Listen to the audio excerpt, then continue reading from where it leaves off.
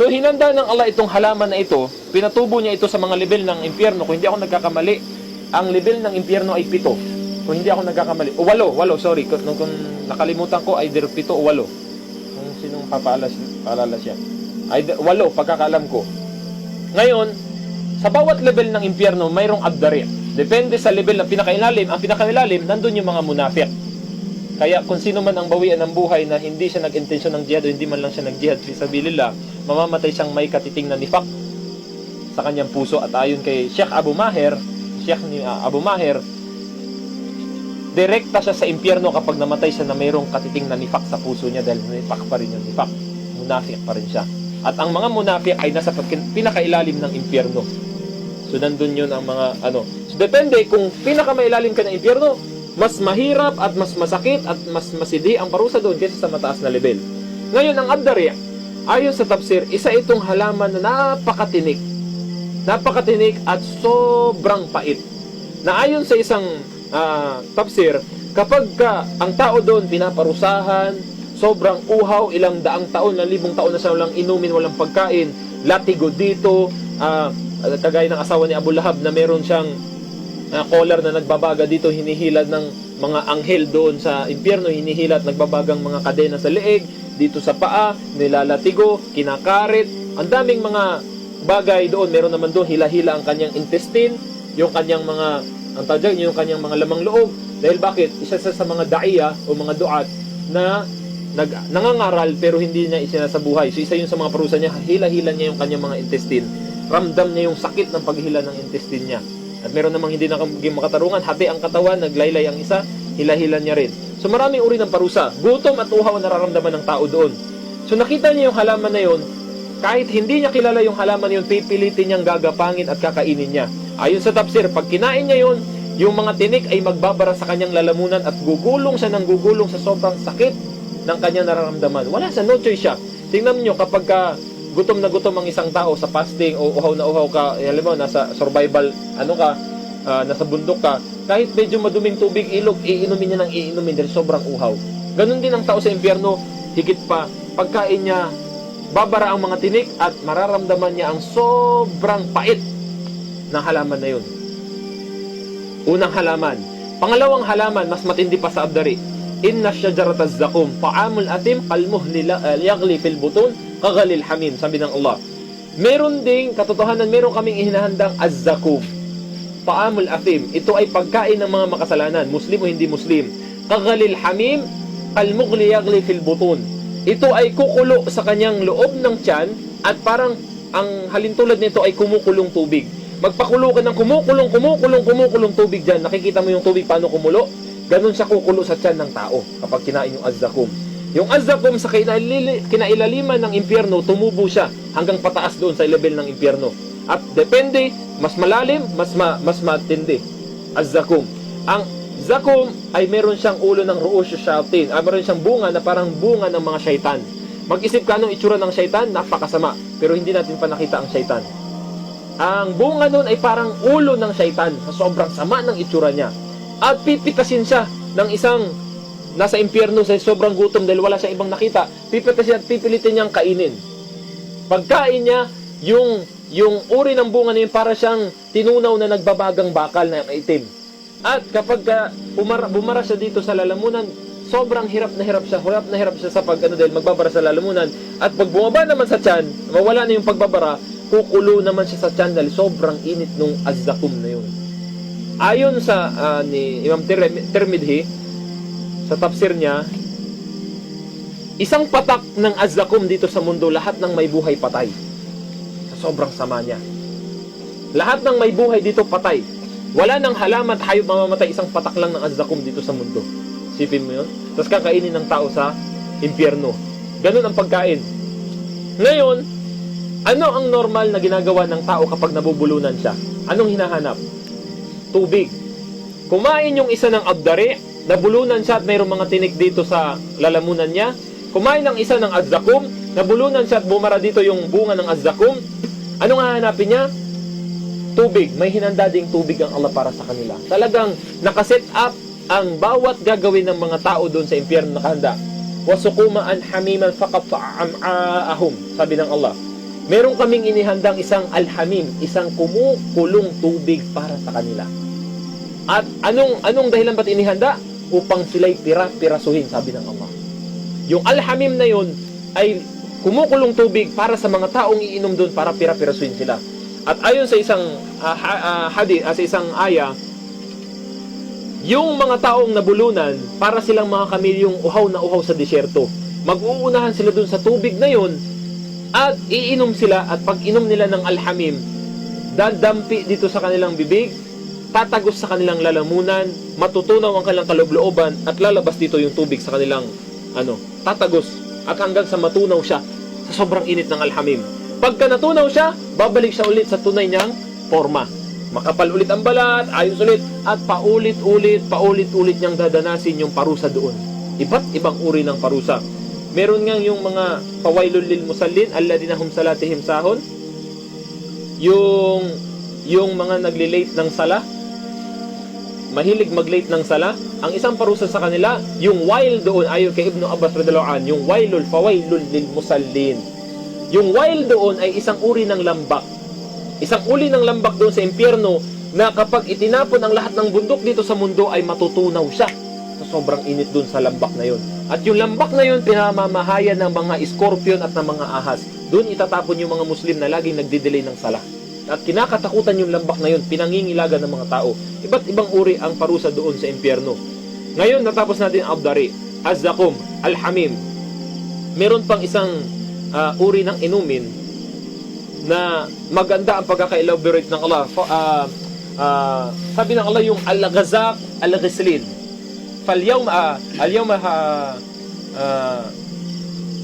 Walang sa araw na yon ay walang makakatulong sa iyo. Nakalimutan ko yung aya. Sabi ng Allah, sa araw na yon, walang ibang makakatulong sa iyo. Sa araw na itatapon ang tao sa impyerno, walang ibang makakasuporta sa iyo, walang makakabakir sa iyo. At walang ibang pagkain o inumin doon kundi al-ghislin. La ya'kuluhu illa al-khati'un. At walang kakain nun o inom nun maliban sa khati'un, yung mga gumagawa ng kamalian. Walang sinabi na kufar lang. Walang sinabi na kufar lang ang kakain. Pati Muslim at kufar ay iinom ng al-ghasaq, al-ghislin. Ano ba yung al-ghasaq o al-ghislin na yun? Yung al-ghasaq ay isang uri ng nana sa impyerno. Kahit gaano kaganda ang babae dito sa mundo, kung nagnanana, kung nakakita na kayo ng, ayon sa isang tafsir, yung nana na yun, sabi doon doon pa rin sa libro ni Al-Asqar, yung nana na yun, makita mo yung isang babaeng bayaran na may sakit na sa ari, na yung ari niya nagnanana sa tulo. Yung nana na napakabahong nagmumula doon sa ari ng babae, doblehin mo pa yung sama ng nana na yun. Sobrang baho. Kung maganda ang babae at may ingron at may nana, hindi mo kayang sipsipin yung nana niya alang-alang sa kagandahan niya. Nakakadiri. Ang nana doon, al-ghasaq o al-ghislin, ang katangian niya ay hindi kulay dilaw. Nakapaghugas na ako bro ng isang patay na ang sakit niya ay diabetic. Diabetic siya. Ang sugat niya, ito lang, pag nag-ingron siya, grabe ang nana dito sa loob. At ito dito, mayroon siyang butas dahil hinugasan ko siya. Habang sinasabong ko dito, kapag napipisil ko itong bahagya dito, meron siyang butas, maliit lang na sugat. Parang nakita kayo ng donut na barbarian. Kapag pinisil ko dito, may lumalabas ditong katas na kulay dilaw. Sobrang baho bro. Yun ang pinakamahirap na nahugasan kong patay. Tapos kapag sinasabong ko dito, nagnanana pa yung ilalim ng kuko kasi ang nana nasa ilalim. At nung pagpasok ko ng bahay, sobrang baho. Pagpasok ko ng bahay, hanap agad ako ng bintana. Kasi yung foam na hinigaan niya, bedridden na siya, may mga bed sores na siya. Yung foam, yung nana sa paa niya, sinisip-sip ng foam. At ang ginagawa nila, bumibili na lang sila ng mga basahan, lalagay dyan, disposable na. Kasi nagnanana talaga. So yun ang sakit niya. Namatay siya hindi dahil sa diabetic, kundi sa komplikasyon sa atay. Dahil kapag ang diabetic pala inom ng gamot, ang atay naman ang pinapatay dahil may maintenance ang diabetic na tao. So yun ang nangyari sa kanya. Sobrang, naalala ko bro yung amoy niya, yung nalasahan ko pa yung nana. Paano ko nalasahan? Dahil kapag pumasok ang amoy sa ilong mo, may sipon-sipon pa ako ng konti, dura na ako ng dura. Pag dumudura, ginaganon ko, dumudura ako, nalalasahan ko yung amoy ng nana. Hanggang sa nung pagkatapos na yung hugasan, At naghugas na ako naghugas, nagbudo na ako nagbudo. Kumain kami ng KFC, nalalasahan ko pa rin yung amoy ng nana hanggang kinabukasan. Kaya na-imagine ko, ano pa yung algasak na hinanda ng Allah na kulay itim. Dahil ang mga tao sa impyerno, habang may mga sugat sila doon, hanggat hindi pa binabalik sa normal na katawan, halimbawa, may mga sugat, yung mga sugat nila doon nagnanana.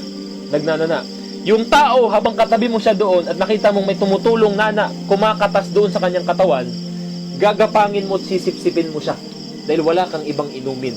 Liquid siya. Ang katangian ng nana na yun ay hindi mainit, kundi sobrang lamig naman. Dalawa ang parusa sa impyerno, sobrang init at sobrang lamig. Sobrang lamig na lalaplusin naman ang iyong lalamunan at ang iyong tiyan. Yun, sobrang baho niya. Yun ang inumin ng tao sa impyerno, nana. Isa pang uri ng inumin tinatawag na as-sadid. Sabi ng Prophet Salam sa mga sahaba, alam nyo ba ang putik ng khabal? Sabi ng Prophet Salam. Sabi ng mga sahaba, Ya Rasul, ano yung putik ng khabal? Sabi niya, ito yung mga pawis o yung katas na lumalabas mula sa mga sinusunog na kufar. At ito yung iinumin ng mga tao sa impyerno. Yung mga taong manginginom ng alak na itinapon sa impyerno, yun ang hinandang inumin sa kanila. Yung katas, di ba napansin nyo yung kapag may sinusunog tayong, may iniihaw tayo, may kumakatas doon sa ihaw na yon. Yung laman, halimbawa nag-ihaw ka, mayroong katas doon na lumalabas. Ayon naman sa ibang mga tafsir, pawis ito ng mga kufar. Pero ayon sa itong as-sadid ay katas na lumalabas mula sa katawan ng mga kufar. At yung katas na yun, sisipsipin yun ng tao na manginginom ng alak. Kung manginginom siya ng alak, hindi siya nakapagtauba, yun ang iinumin niya doon. At mayroon pang tinatawag na al-muhol. Al-muhol, sabi ni Ibnu Abbas radhiyallahu anhu, ito ay isang parang kumukulong langis na kapag ininom ng tao, ilalapit niya pa lang sa mukha niya na laplos na agad ang mukha niya, sobrang init. Laplos na agad ang mukha niya, sobrang init. At yung init at sakit, paso, hapdi, na nararamdaman ng tao doon sa impyerno, hindi kagaya ng sakit, paso, hapdi na nararamdaman dito sa mundo. Dahil ang nakakaramdam ng sakit dito sa mundo, yung ating katawan. At ang nakakaramdam ng sakit doon sa barzakh ay ang ating ruh. At ang makakaramdam ng sakit at parusa, hapdi at init, doon sa impyerno ay both katawan at ruh. Kaya doblehin mo ang hirap at sakit na mararamdaman mo dito sa mundo kaysa doon sa impyerno. Mas malaki at mas mahirap doon sa impyerno. So yun yung mga inumin. Al-muhol, at meron pang isa sa isang aya, ulaika la ya'kuluna fi butunihim illa an-nar. Mismong ang apoy mismo ng nasa impyerno ang papasok sa bibig ng tao at papasok doon sa kanyang tiyan, ayon sa tafsir, at nag-aapoy, sinusunog siya mula sa labas at sinusunog siya mula sa loob. Sila naman yung mga taong ipinagpalit ang salita ng Allah sa katiting na pera. Katiting na pera, pinagpalit nila yung katotohanan para lang sila ay kumain at yung kinakain nila, ulaika la ya'kuluna fi butunihim illa an-nar. Wala silang ibang kinakain sa kanilang mga tiyan, nilalagay nila ay kundi impyernong apoy. Habang ginagamit nilang Islam or itinatago nilang katotohanan para lang laging meron silang sahod, malaki ang kanilang posisyon. So yun ang mga parusa sa kanila. So yun pa lang ang mga parusa sa impyerno. Kung sino man ang may gustong dumaan sa impyerno, asahan mong dadanasin ito ng bawat isa dahil pinangako ng Allah, inna Allah la tukhliful mi'ad. Kapag ang Allah ay nangako, hindi niya sinisira ang pangako niya. At pangako niya yun na dadanasin yun ng mga taong papasok sa impyerno. Pagkain at inumin pa lang, hindi pa kasama ang apoy, parusa ng mga anghel doon na malulupit, masisindi sa pangunguna ni Malik. Yun ang mga iba o ilan lang sa mga parusa. Kaya bro, fatarabbasu hatta ya'ti Allah bi amri. Tama ba siya? Kaya kung hindi natin gagawin itong jihad fi sabilillah at tatalikod tayo, sabi ng Allah, maghanda kayo, dadating sa inyo ang aking desisyon. Ibig sabihin, dadating sa inyo ang aking parusa. Parusa, subhanallah, parusa pa lang yun sa impyerno. Hindi pa ang parusa sa mundo. Parusa sa barzakh. Parusa sa araw ng paghukom. Hindi pa natin binabanggit. Inshallah, tawfikan tayo ng Allah at kaya nating isa-isahin yung lahat ng dadanasin nating 5 bahagdan na yan sa mga susunod na mga araw, inshallah, susunod na gabi, inshallah. Subhanakallah wa bihamdika, asyhadu an la ilaha illa anta, astaghfiruka wa atubu ilaik. Wa akhiru da'wana alhamdulillahi rabbil alamin. Kung sino man ang may tanong bro, pwede magtanong. May 5 minutes pa tayo. Dito tayo, meron tayong mga scholar sa tabi natin. Inshallah. Tanong, inshallah. Pwede magtanong. Wala, hindi nakinig.